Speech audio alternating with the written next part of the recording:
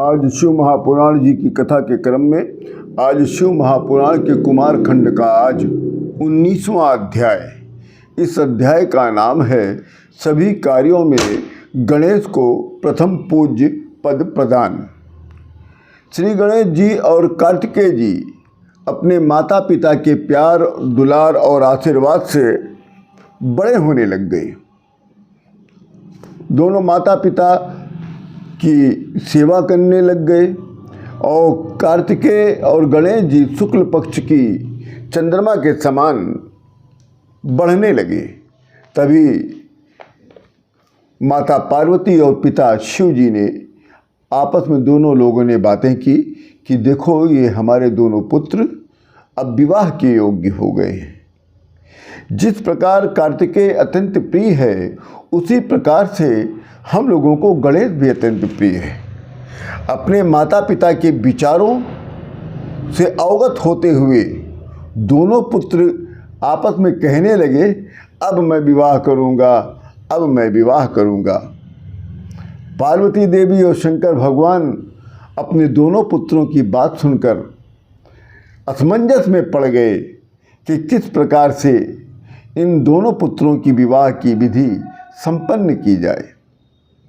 ऐसा सोचते समझते हुए शिव और पार्वती जी ने एक युति सोची कि दोनों पुत्रों को बुलाया और कहा कि हे पुत्रों, हम लोगों ने एक नियम बनाया है। तुम दोनों में से जो पृथ्वी की परिक्रमा पहले करके आएगा उसका विवाह पहले शुभ और लक्षण से प्राप्त होगा। माता पिता की आज्ञा सुनकर कार्तिकेय भगवान तो शीघ्रता से पृथ्वी की परिक्रमा करने के लिए चल पड़े, पर गणेश जी अभी घर पे ही हैं। वो अपनी सद्बुद्धि से विचार करने लगे कि मुझे करना क्या चाहिए, कहाँ जाना चाहिए, क्योंकि मेरे लिए पृथ्वी की परिक्रमा तो संभव नहीं है, क्योंकि मैं एक कोस चलने के बाद मैं पुनः चलने योग्य नहीं रह जाऊंगा और पृथ्वी की परिक्रमा तो बहुत बड़ी बात है। तब गणेश जी ने चिंतन किया। चिंतन के उपरांत गणेश जी ने एक स्थान को साफ किया, फिर वहाँ पर एक आसन बिछाया और फिर अपने माता पिता पार्वती और शंकर जी को बड़े आदर के साथ आसन पर बिठाया।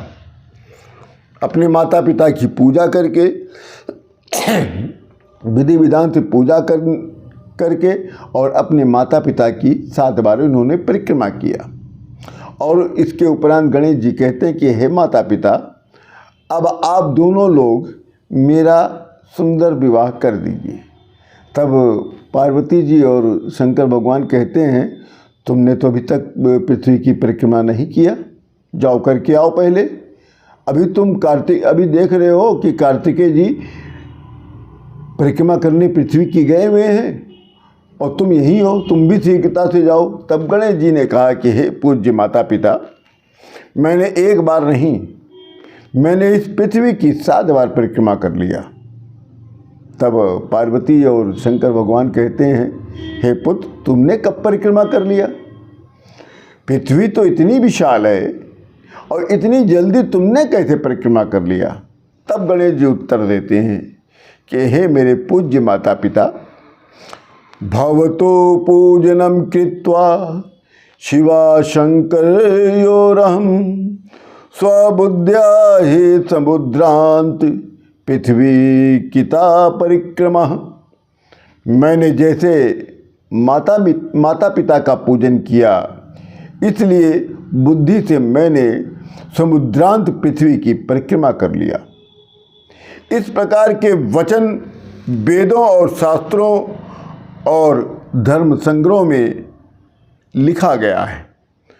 अतः आप भी मेरे इस वचन को सत्य माने या असत्य। हे माता पिता, पित्रोद पूजनम कृत्वा प्रकांति चा करोति यः तस्य वै पृथ्वी जन्य फलम भवति निश्चितम। जो पुत्र अपने माता पिता को छोड़कर तीर्थ के करने के लिए जाता है उसको मातृहत्या और पितृहत्या जैसा पाप लगता है। हे माता पिता, माता पिता के चरण में ही समस्त तीर्थ हैं और सबसे बड़ा तीर्थ स्थान तो माता पिता का चरण ही है। इसलिए माता पिता की सेवा करनी चाहिए और पुत्र को सदा अपने माता पिता के पास रहना चाहिए।